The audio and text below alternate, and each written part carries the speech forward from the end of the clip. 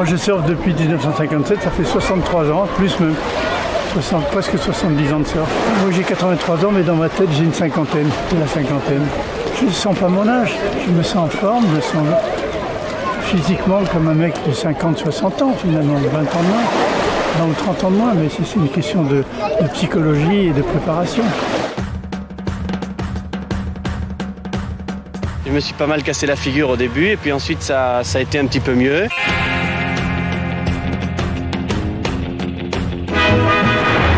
Depuis quelque temps, des sportifs de la côte basque s'étaient fixés pour devoir de vacances d'y acclimater le surfing, né sur les plages d'Hawaï. J'y arrivais pas, je piquais, ou j'étais en arrière.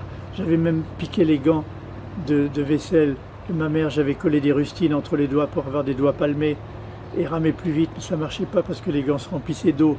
Donc c'était ridicule. Finalement, je me suis débarrassé de tout ça. Et j'ai fait confiance à mes propres bras. Ouais. Alors la première fois que j'ai glissé sur une vague, j'ai retrouvé la notion de glisse que j'avais déjà en ski. J'ai retrouvé ce sentiment non pas de dominer la nature, mais d'être complémentaire de la vague. Elle me donne sa force. Moi, j'utilise sa force avec mon équilibre. Je peux manœuvrer dessus. Donc la première fois que j'ai surfé, je voulais remercier la nature de me donner des conditions aussi parfaites. À Biarritz, les concurrents du premier championnat de France et d'Europe de surfing. Alors ça, c'est un livre complètement historique, je l'ai fait depuis le début. Et là, j'essaye de faire le malin en me mettant sur la tête pour impressionner les juges.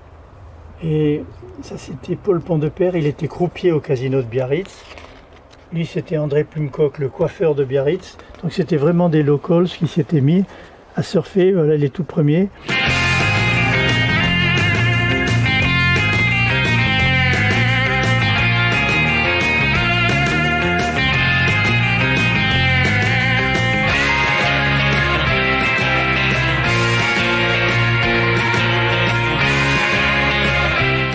C'est l'idée qu'on est dans la fluidité constante, il faut s'adapter à la fluidité, il faut glisser, il faut trouver la bonne vitesse, le bon chemin. Et je pense que cette notion de glisse dans la vie, elle est aussi utile. Glisser dans la vie, c'est ne pas se heurter à des obstacles, s'obséder avec des obstacles qu'on ne peut pas franchir, mais c'est glisser, c'est faire le détour. Là, elle dit quoi la mer aujourd'hui là? Quand il y a du clapot, c'est pas bon. Moi j'aime quand c'est lisse. J'en fais moins qu'avant. Hein. Avant, j'en faisais quelquefois 3 heures de suite le matin, plus 2 heures de suite l'après-midi. Maintenant, j'en fais peut-être 1 heure ou 2 le matin, quelquefois 1 heure le soir encore. Donc j'ai réduit un peu. C'est ma femme surtout qui me pousse à me calmer. Elle me surveille pas mal.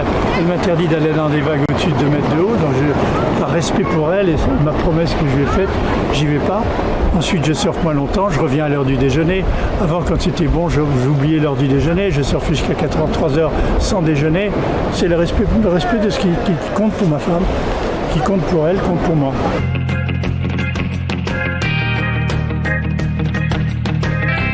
Le premier secret de la longévité pour avoir envie de vivre vieux ou de vieillir jeune, ce qui n'est pas pareil, c'est la motivation. Il y a beaucoup de gens qui disent à quoi bon, je ne serai pas bien, je ne serai pas en forme, je serai dégradé, mon cerveau ne marchera plus, je préfère arrêter à 70 ans. Moi j'ai 83 ans, si j'avais voulu arrêter à 70 ans, j'aurais perdu 13 formidables années de vie. Donc j'ai envie de continuer. Tant que ça va, il faut continuer, il faut avoir envie de continuer, il faut être motivé. Edgar Morin est le philosophe bien connu.